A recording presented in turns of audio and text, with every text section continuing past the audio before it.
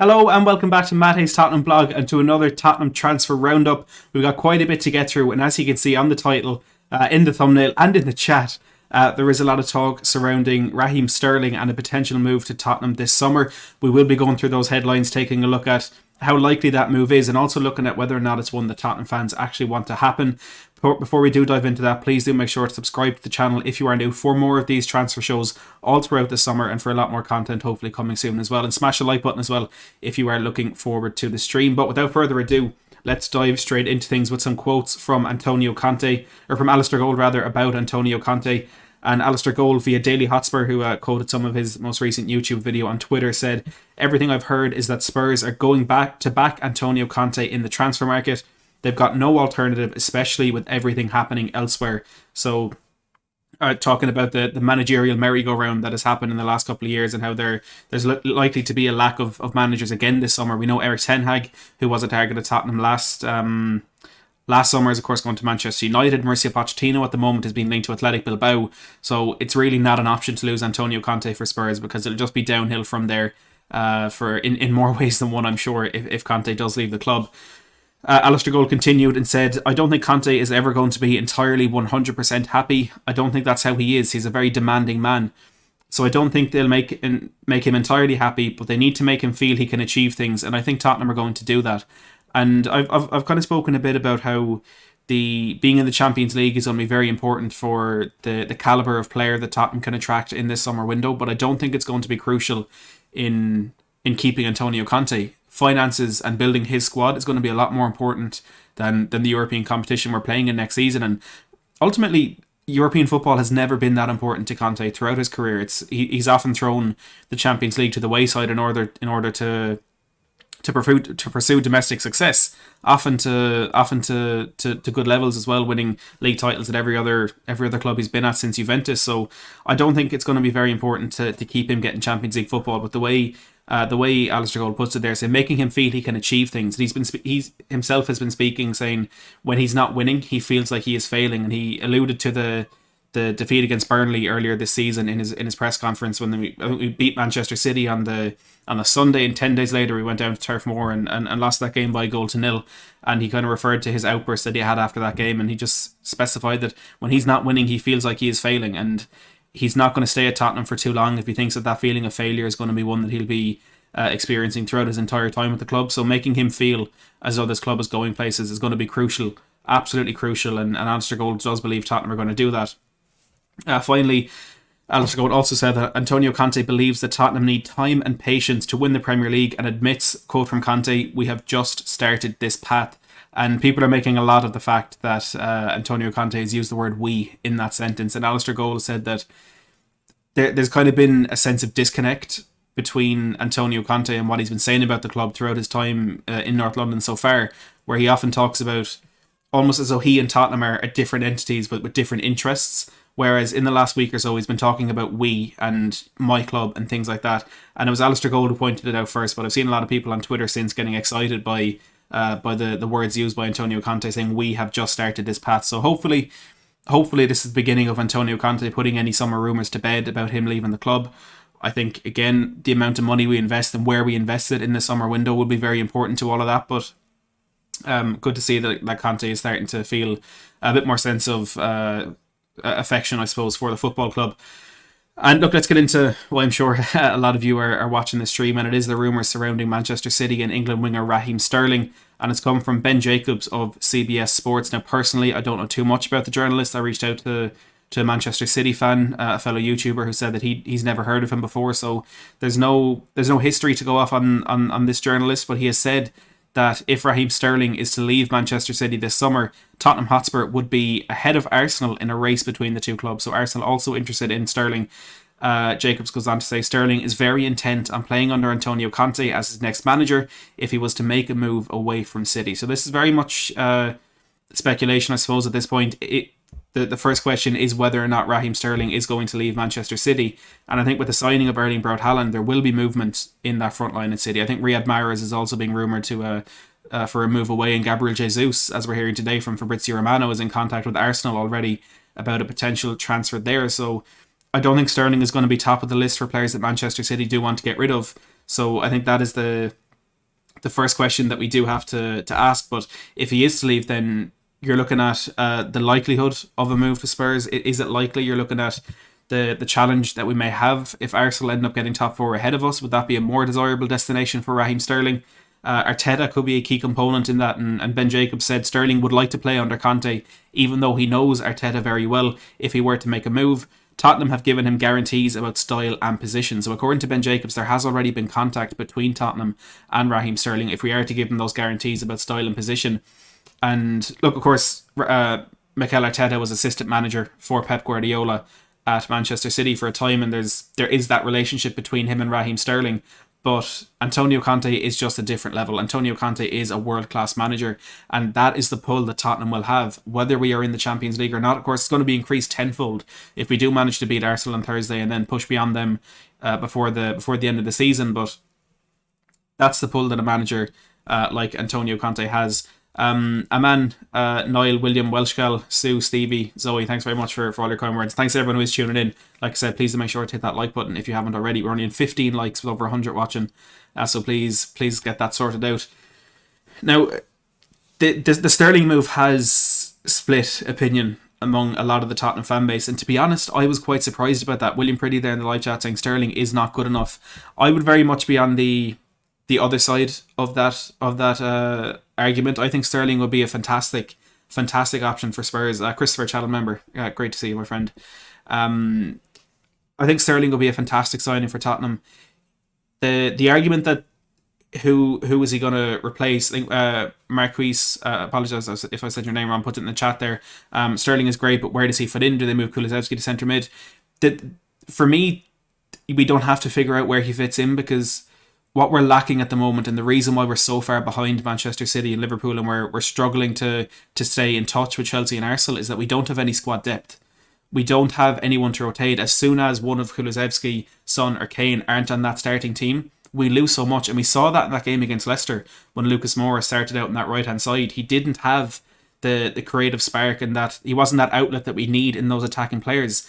And next season, assuming we're going to be in minimum Europa League, with the league, that's 44 guaranteed games. Assuming we have 5 or 6 games at least in domestic cups, you're pushing over 50 games. You can't expect Kane, Kulusevski and Son to start all of those games, and then you mix into the fact that we have that World Cup in the middle of the season. We're going to need a lot of rotation, we're going to need a lot of backup, and we're going to need squad depth. And because there are 3 places up for grabs across 4 players, it's not as though one player is going to be starting every now and then. Let's say there's 50 games across 4 players. There's 200 games there, and there's 3 players starting per. There's 200 places, among the 4 of them. So that could be 50 starts or 40 plus starts. The maths has gone horribly wrong there, but you kind of get my point. There's a lot of game time for all of them there, and I don't think we need to ask the question where Sterling fits in, because we will rotate that option. And I'm not for a second going to sit here and say he's better than Son. He's nowhere near as good as Heung-min Son, but in the time that Son has been in the Premier League, Sterling has scored more goals. And the argument around Raheem Sterling is he doesn't have that end product. And I think back in his time at Liverpool and in the early stages of his time at Manchester City, that was absolutely true. But the impact that Pep Guardiola has had on Raheem Sterling, his positional sense in attacking areas, his final ball, his end product, it has been drastically improved. And the stuff that Guardiola can't teach him that Antonio Conte can, and mixing that knowledge that he picked up at Liverpool, coming up there as a young player, playing in teams challenging for the title, what he's learned from Pep Guardiola, one of the best managers of all time, and then put Antonio Conte and his influence on the player as well. I think there's a massive potential for that player to do so well at Spurs. And like I said, 27, getting into the prime of his career, I do think this would be a very good signing. Little Big Man Ryan, good to see you tuning in. For me, this is a no-brainer. If it is an option financially for Tottenham to pursue, we need to pursue it. Now, again, I don't know the reliability of this journalist. It does make sense to some extent that Sterling could look for a move to Spurs. I think he grow up in London. I think he's a player who grew up just around the corner from Wembley Stadium, so coming back to London could be a pull factor for him if he's not feeling as though he has a place in that City team. You're looking at Haaland coming in there, which is that false 9 position that he started sometimes is taken away. Jack Grealish, I think, is going to really grow into himself at Manchester City, and given the fact that they paid £100 million for him, I think even though they may not admit that, there's that kind of pressure on them to start him as well. So I think Sterling could be losing his place in that Man City team, and he needs and wants first team football, and he will get that at Spurs, not starting and playing every minute of every game, but playing the majority of games throughout the season. And as someone mentioned a minute ago, we have in the comments, we have that ability then to change our formation. We could play a 4-2-3-1. We're missing that number 10, that creative midfielder. Well, what's to say we can't put Harry Kane in there? And that can be his full-time position and have Son play ahead of him. Or put Kulusevski in that position and have Son and Kane either side, or Son and Sterling either side of him, and play Kane up top. We can also then go switch to that 3-5-2 that Antonio Conte played with Inter Milan, where he won the Serie A, where you have a Kane and a Son up top, or a Kane and a Sterling. There's so much room for manoeuvre in there, and we need that extra attacking body. But we're going to sign one regardless. If it's not Raheem Sterling, we're going to get a striker, or we're going to get a winger, so we can have that option to rotate and that versatility within the formation that we play. So why not go for one of the best realistic options out there in Raheem Sterling? Now, financially, that's a whole other question. How much will Tottenham have to spend in the window? How much will we recoup from players that we let go? How much is Sterling paid a week? I think people are mentioning £350,000 a week. That's way outside of Tottenham's current wage budget or current wage structure. A lot more questions come from that. But for me, simply from a footballing standpoint, I think Sterling is a very, very good option for Spurs, and one that I hope is that these links are true, and I hope it's one that we pursue. But we will have to wait and see how this one pans out. We'll have to wait and see if we do get it from a more well-known, reliable source. Christopher W says, Sterling would be great for us. We really need that depth behind Sonny, especially, and as shown in England games, Kane and Sterling do have the ability to play together to a high level in general, and that's true. That link up with Kane could be very important. You know, that Son and Kane partnership will never be matched at Tottenham. I don't think it'll be matched in the Premier League, or anytime soon at least. Having that option to have that link up with Sterling as well. Imagine if we have Kane in the middle and Son and Sterling either side, and they both have that relationship with him. The sky's the limit. It really is, and this could be that marquee signing that we need as well. Aside from the footballing things, we need a big marquee signing, and we need to make a statement in the players we're bringing in, the money we're spending, and I think Sterling could be that player. Personally, again, I know a lot of people disagree with that, and let me know why you disagree with that in the chat, but for me, this is one I really, really hope Tottenham pursue, and I'd be very happy if we could get it done. Kai says Sterling is too expensive. He can't make more than Kane per week. I agree that I wouldn't want him to come in and be on more money than Harry Kane, because that really, really isn't fair. Kane and Son together deserve more money than the entire squad put together, to be perfectly honest. I think they're either on... I think Kane and Son at the moment are on the same... If I remember correctly, Kane signed a new contract for £200,000 a week, but he had a parity clause in that contract where if somebody else signed a new deal, Kane's wage would immediately match theirs if it was more than $200,000. So I think, from memory, which could be blurry, I think they're both on £300,000 a week, but if someone knows for sure, please do correct me on that. Free the Right Side says, we are not signing him, save the debates on formations and Conte. This guy is free next year, that's all it is, a story. Look, it possibly could be. But I think it's one that's worth discussing, because I think we're going to be looking at players of a similar position and hopefully of a similar caliber. So I think the debate can be applied to different players as well. Moving on to another player, and one that was seemingly more of a target last summer, and that is Pau Torres. I'm sure we all saw him in his Champions League semi-final clash with Liverpool. The ridiculous challenge he put in, I think it was on Sadio Mane in the halfway line. That's what we want at Spurs. That's what we got in Christian Romero. Fabrizio Romano said that Tottenham are still following Pau Torres. He also goes on to say that Spurs wanted Pau Torres 1 year ago, and he was close to joining Tottenham, but he decided to stay at Villarreal to play Champions League football. And we knew that last summer, that Torres was going to stay at his boyhood club because they were in the Champions League. And what a good decision that turned out to be. Getting to the Champions League with his boyhood club is something I'm sure he won't have another opportunity to do, especially looking at the La Liga table, which I'm just going to get up here to make sure I'm absolutely spot on. But Villarreal, as it stands, are 7th in that table and are 11 points outside. So they're not qualifying for Champions League. Their only hope was to win the Champions League and get back in that way, but they're not qualifying for Champions League next season. And Pau Torres, I think, given how close Fabrizio Romano claims this move to Tottenham was, he was considering leaving Villarreal last summer. Now that the Champions League isn't there, I think you'd almost be certain that we're going to see Torres move on from the Yellow Submarine this summer. It's just a question of where he ends up. And with Tottenham prioritising the signing of a left centre-back, and to be honest, deals for Alessandro Bastoni and Josko Vardiol looking quite unlikely at the moment, with Vardiol fairly new to Leipzig. It'd be a very expensive transfer, and Bastoni I think there's word from either Bastoni or Inter Milan that he would be staying at the club for this summer. So I think Tottenham do need to identify different targets, and well, Pau Torres is a very good plan B to fall back on. We'll have to wait and see how that one pans out. There's nothing from Romano to say that we're looking to make him looking to make something happen this summer. It's simply that we're still following him. He's still an option. He's still on our radar. Mirror Football have said that Tottenham Hotspur prefer to sign Pau Torres over Stefan de Vrij, and one that could prove very, very useful for Spurs, that we are assessing a potential cash plus player swap deal between Giovanni Lo Celso and Pau Torres. We'll get onto Lo Celso a little bit later in the stream, but it is looking likely that he will go back to Villarreal in some capacity for next season, and it's a brilliant piece of leverage for Tottenham to use him to get to Pau Torres, because like I said, I think Torres will be leaving anyway, and Lo Celso has been so crucial to Villarreal since he's joined them in January. That's a deal that they really need to happen, and I think we can use that leverage, and we can use that power we have in that a little bit to try and get Pau Torres the other way. Zoe says, "I love Pau Torres. I love him." I think that there is a kind of universal appreciation for Pau Torres, which is absolutely warranted. I noticed, especially in that first game against Liverpool in the Champions League at Anfield, he was so good at playing out from the back. And I was impressed overall with Villarreal and how confident and how composed they were trying to play the ball out from the back with that high press from Liverpool, when it felt as though for Villarreal it was go there and lose by as few goals as possible. They didn't change their style. They didn't change the way they played football. They took risks, and Pau Torres was one who did that to a very high level and in a very successful manner.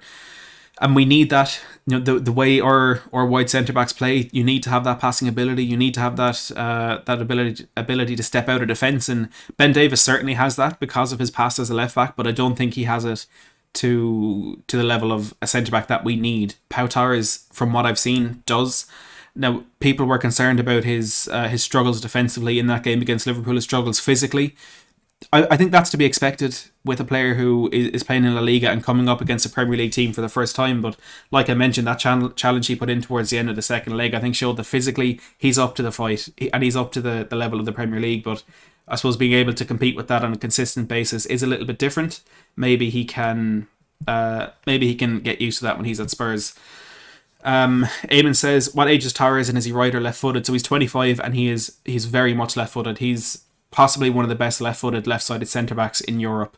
PT disagrees. He's left-footed. I think that's the big draw to him. With defenders like Pau Torres, Alessandro Bastoni, Sven Botman, because they're heavily left-sided, I think there's a much higher interest in them than there would be for right-sided centre-backs of a similar level. Other players that Spurs could be signing, and we'll run through these quickly. There's potentially a raid on Everton, and Mike McGrath has been reporting today that Tottenham have been closely watching Everton's survival bid and have an interest in Richarlison, Anthony Gordon and Ben Godfrey ahead of the next window. Now, it is looking likely that Everton will retain their Premier League status, and they can ask for a little bit more money for all of those players if they are going to be moving on from the club this summer. Richarlison is a good player. He has talent. I personally don't like him. So I don't think that's one that I'd be too excited about Tottenham getting done. But if it was a backup option, if we didn't get a Sterling or if we didn't get a Lautaro Martinez, if Richarlison was there simply as in the last couple of weeks, get that done, fair enough. But for me, I don't think Richarlison is one that we should be actively pursuing and prioritising in any manner. For Anthony Gordon, why... As Alexander says there, why would we bring him in if we have Bryan Hill and we still have Jack Clarke in the books, who has had a very impressive end to his time at Sunderland? I think maybe a loan to the Championship and see where we go from there. Could be last chance saloon for Jack Clarke, but there's no point to bringing in Anthony Gordon when we have Bryan Hill and still have Clarke on our books. So I don't really see the sense in that one. And Ben Godfrey, it's a homegrown centre back, and maybe that's why we've identified him. Maybe that's the main reason why we could be looking to get that done. But I'm not overly keen on either of those three targets from Everton. There's a reason they're playing in a team that have waited till May to confirm their Premier League status. But we'll have to wait and see how those ones pan out. Dan Kilpatrick has said that Yuri Tielemans is being monitored by Spurs, with Arsenal also keen, and the Champions League will be a big pull for him. So again, that tussle with Arsenal could be crucial in our transfer plans with players like Yuri Tielemans. Interestingly, a player who's struggling massively at Leicester at the moment, and I've seen Leicester fans quite furious that he's starting again in their game tonight. So maybe this deal for Tielemans isn't as exciting and as encouraging as it would have been 12 months ago, but he's still a very talented player. We still need a midfielder. My main target will be James Ward-Prowse, but Tielemans isn't a bad backup option to have. On Sam Johnstone, and I saw a few people asking in the chat, the latest there is pretty much the same, and Dan Kilpatrick has reiterated that Tottenham are in pole position to sign Sam Johnstone on a free transfer. The deal is seen as, quote, very likely to happen. Mirror Football also says that Tottenham are now set to sign Sam Johnstone on a free transfer. The goalkeeper is deemed attractive to Daniel Levy and the club's recruitment team. He is viewed as genuine competition to Lloris and a solid backup. So we won't dive too much into that because we've spoken about it quite a bit, but he's a good option. Homegrown as a backup goalkeeper is one that I love. And I think this is a deal that we will probably see get done earlier in the summer. Two other pieces. This is a bit of an odd report, a bit of an odd headline for me. I think Fabrizio Romano was just asked the most random question on a transfer stream and he answered it because he said that Jorginho is not a target for Tottenham. I don't think anyone thought that he was, but he said it, so I'll let you know. And David Ornstein has said that Tottenham hold an interest in Ollie O'Neill, a promising young winger who is currently at Fulham. I don't know too much about him. If anyone in the chat does, let me know. But if that starts heating up, we'll definitely have a full analysis of him on the channel. In the way of departures and the latest on Steven Bergwijn, Fabrizio Romano has said again that Steven Bergwijn has huge chances to leave Tottenham this summer, and Mike Verwij of The Telegraph in the Netherlands is answering one of our big questions here, because with Erik ten Hag departing Ajax, he was believed to be the main person pushing for Ajax to sign Steven Bergwijn in January. He's gone to Manchester United. A few people suggesting that maybe Bergwijn would follow him there, but Mike Verwij has said that Ajax are very serious about signing Steven Bergwijn this summer. All things point to this happening, and we had the Steven Bergwijn quotes that we brought last week or the week before. I'll try to find them quickly here, but it's unfortunate that it's come to this, but I think we've all accepted that Steven Bergwijn will be leaving, and he's another one of those, it could have been better. We know he has more potential, but for whatever reason, it's just not happening at Spurs, and I think we need to just accept that and cut our losses and try and get someone better in that position. He was asked about playing with Netherlands, and he said, then you come back to the club and you barely play. It is a shame, of course. In the summer, we really have to look for a solution. And regarding a starting spot at Tottenham, he said, I don't think so, to be honest. It's a complicated story for me. I don't play much. Ajax could be an option. A return to the Netherlands could be an option for me. The World Cup is coming. So he's very much prioritising his potential selection in that World Cup squad for Netherlands in Qatar in December, which I think is very fair. Matt Hayhoe, good to see you. Mike McGrath has also mentioned Bergwijn, and he says Spurs could listen to offers for the Dutch winger or include him in swap deals. Mike McGrath also goes on to say that Harry Winks and Lucas Moura are others who could attract interest from other clubs. On Giovanni Lo Celso, like we were talking about a potential swap deal for Pau Torres, well, Xavi Jorquera says that Giovanni Lo Celso wants to stay at Villarreal and the club want to buy him. They expect Tottenham to ask for a big price but are unwilling to spend more than €30 million. Spurs are interested in Pau Torres and a swap deal is possible. On the price there, we know Charlie Eccleshare said last week that Tottenham could be looking to accept smaller fees for those players that they want to move on, simply to get them out of the club, to bring in finances and to open up space there for new signings. And Xavi Jorquera also says that Villarreal are discussing extending Lo Celso's loan deal. So if they can't find a deal to make that deal permanent, they will just extend that loan deal maybe for another year and then just push the discussions and the negotiations 12 months down the line. On Harry Kane, Dan Kilpatrick has said that Harry Kane wants Antonio Conte to be backed by Tottenham. Kane will continue his quest for honours at Spurs until at least next summer. So Dan Kilpatrick is saying that we don't need to worry about a potential Kane departure this summer transfer window. And I think it's what we all expected with the Erling Haaland news. For anyone who isn't aware, Manchester City confirmed yesterday that they had reached an agreement with Borussia Dortmund over the transfer of Erling Braut Haaland. They activated his release clause, which is about £51 million. So that deal, as it stands, is subject to personal terms being agreed with the player, not expected to be a problem. There ends their pursuit of Harry Kane, and one that, regardless of signing Haaland, I thought they wouldn't go for this summer anyway. But if Kane is to leave, he needs to find another team that he falls in love with, and another player he wants to tell Gary Neville about in a golf course.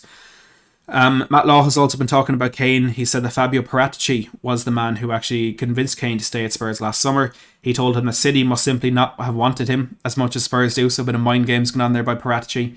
And the director also emphasised the fact that the £85 million bid was not a real effort to sign him. On Cameron Carter-Vickers, Alistair Gold has said that Carter-Vickers' loan spell has been a big success, and Celtic are expected to take up the option to buy him. However, the centre-back has also been interesting a growing number of Premier League clubs, and he could have a decision to make this summer. Now, SBI Football named one of those Premier League clubs as Newcastle. So I think it would be great to see Carter-Vickers have a bit of success in the Premier League. I don't think it'll happen, to put it brutally honestly. He struggled in the Championship the season before going to Celtic, and for me, this kind of shows the gap in quality between the Scottish Premiership and the English football tree. But I'd like to see him be successful in the Premier League if that was an option. The final news and departures. Portsmouth News say that Tottenham striker Kian Etete has emerged as a summer striker target for Portsmouth, but they face competition to sign him from Championship club Millwall. So Etete had a couple of loans this season. Of course, he went to Northampton, I think, for the first half of the season. Was recalled then and loaned out to Cheltenham, who were the league above, and he had a very, very good spell there. End of the season, he came back, and I think he's already played for the youth team once or twice since returning. But a loan deal next season will be fantastic for him, and if he ended up in the Championship, it's another step up in level, which will be fantastic for him. I think he's a good player for the future. Akash is asking about Brian Hill. There's been nothing reliable about Brian Hill. It wouldn't surprise me if he extended his loan of Valencia, because he's done really well there, and judging by social media posts, I think he's very much fallen in love with the club and the people and the city. I wouldn't be surprised if he does go back there, but there's nothing concrete or anything to talk about just yet. A few lesser/unknown reliability reports just to get through quickly. June Photo, French sources have said that Tottenham are interested in PSG midfielder Idrissa Gana Gueye. Mirror Football say that Barcelona are targeting Tottenham defender Sergio Reguilon this summer. They've also said that Antonio Conte wants to sign a big-name striker and is set for a busy summer at Tottenham. He wants to create a new spine and challenge for trophies. Larina say, a name as mentioned in the chat, Antonin Barak is at the top of Antonio Conte's shopping list this summer. Carriera de Verona have also said that London is calling for Antonin Barak. Antonio Conte has been keeping an eye on him all season and has requested the signing of him this summer. Nothing reliable on Barak yet, but we'll keep an eye on that one. George Nicola says that Lucas Moura will wait until 2024 before he leaves Tottenham. The player's idea is to return to Sao Paulo once his current contract is up. Team Talk have said that Tottenham Hotspur are interested in signing Adama Traore, and Gazzetta dello Sport say that Inter Milan will consider a £51 million bid for Lautaro Martinez. The Italian side are said to be in financial troubles, which has been very, very well documented over the last couple of years. A few other quick stories to get through. Conte on injuries ahead of the big North London derby tomorrow. He said the situation is the same as the last game. Reguilon is not available. I don't think he can recover. There is only 10 days to go. We are with the same squad as Liverpool. So Conte there saying there's a lot of doubt over whether we'll see Reguilon play again for Spurs this season. Charlie Eccleshare said that Reguilon is not expected to play again, and Football Insider say Reguilon will undergo tests to find out whether his season is finished. The Evening Standard have said that Yaya Toure is set to meet with Tottenham to decide his future this month, with the Ivorian in the frame for a full-time coaching role at the club. So for anyone who doesn't know, Yaya Toure is, I think, completing his coaching badges with the Tottenham youth team. So that could be a potential full-time role, and what a man he would be to have around for those youngsters.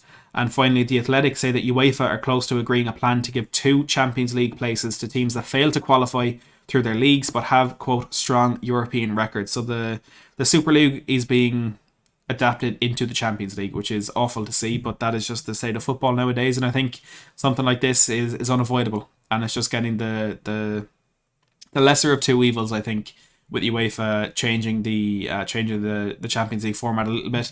I want to talk briefly about the North London derby tomorrow while I mute an Arsenal fan that has somehow found his way into the chat. This is terrifying for me, this North London derby. I think Spurs will win the game. I think we have enough momentum. We have the atmosphere is going to be incredible with that tifo that's up there, with everything coming together for this game. It's going to be a great game of football, but my concern is for so long with this fixture, including the one earlier in the season, there's been one team playing well or playing relatively well, but there's always been one team who's bang out of form or who just really, really is not good enough. This season, in this game, we have two teams who are in really good form, playing really good football, getting results, coming head to head. It has the potential to be a Premier League classic, but for us, that is a nightmare. For Arsenal fans, that is a nightmare. For the neutral, it's fantastic, but it's going to be such a stressful game. And the biggest fear for me is that for us, it's a must win, but for Arsenal, it's very, very much a must not lose. A draw is fantastic for Arsenal because they're 4 points ahead with 2 games left. They can then afford to slip up against Newcastle, where I think is our only chance to actually get top 4 is if we beat Arsenal and then they drop points at the Emirates or at St James's Park, because I think by the time Arsenal play Everton on the last game of the season, Everton will be safe by then and they're fine. They're on the beach. They don't care what happens. So we need to beat Arsenal and we need Newcastle to get something off them as well. I don't want to dive too much into that because I'm terrified and I don't want to make myself even more nervous for the game. But do put your score predictions in the live chat. Let's see what we're thinking. I'm going to go with the 2-1 win. I think Kane assisting Son and Son assisting Kane for our 2 goals is going to be fantastic, and I'd love a late winner. I would. I mean, the stress of a draw carrying out to the last couple of minutes may be enough to take me, but a last minute winner will be absolutely fantastic. And I do genuinely think we can win this game. I still am not confident that we can get top 4 even if we do win that game, because we're just relying on other teams as we always seem to do. You know, it's our fault for putting us in that situation with dropping 5 points against Brighton and Brentford. But it's going to be a very, very entertaining game, that's for sure. Adrian says 4-1 to Spurs. Zoe says 3-0 to Spurs. Matt Hayhoe says 3-1 with Bentancur getting his first goal for the club. Michael Bennett says 3-1. Derek says 7-0. I love the confidence. Tony, channel member, says 3-1. And Matt makes a good point. The first goal wins, in my opinion. Absolutely. If we get the first goal, Arsenal have to come out and play, and they have to come out and try and get their goal. That's where we catch them in the counter attack. But if Arsenal get the first goal, they can fully sit back, and that's where we will struggle to break down their low block. So the first goal is absolutely crucial. Free the right side says 3-0, and Alexander Hilton says 17-0. Leon going with a 2-0 as well. Yeah, it's going to be a Premier League classic. I do think. It could end up being 3-2, 4-3, another 4-4. Who knows? Who knows what it'll be? This season is the most unpredictable of Premier League seasons, and it's going to be entertaining. That is for sure. Look, we will wrap it up there. We've 250 people watching and only 85 likes, which is really, really disappointing for me. I'm disappointed in everyone who hasn't hit that like button. So please do smash that like button down below. It really does help out the channel, helps push this stream out to more and more Spurs fans. And hopefully we can build an even bigger community here over the summer. If you're not part of that community yet, that subscribe button is down below waiting for you. We've got so much more of this transfer content coming up. We're going to be bringing on guests. We're going to be doing tactical analyses of players. We're going to be doing everything you could want from a transfer channel. So please do hit that subscribe button down below. And we have surpassed 100 likes, so thank you very much for that. I really do appreciate it. But for now, Adrian, thanks a million for that. For now, the attention turns to North London and to the North London derby, where we need 3 points against Arsenal. But for me, for now, as always, thanks so much for watching.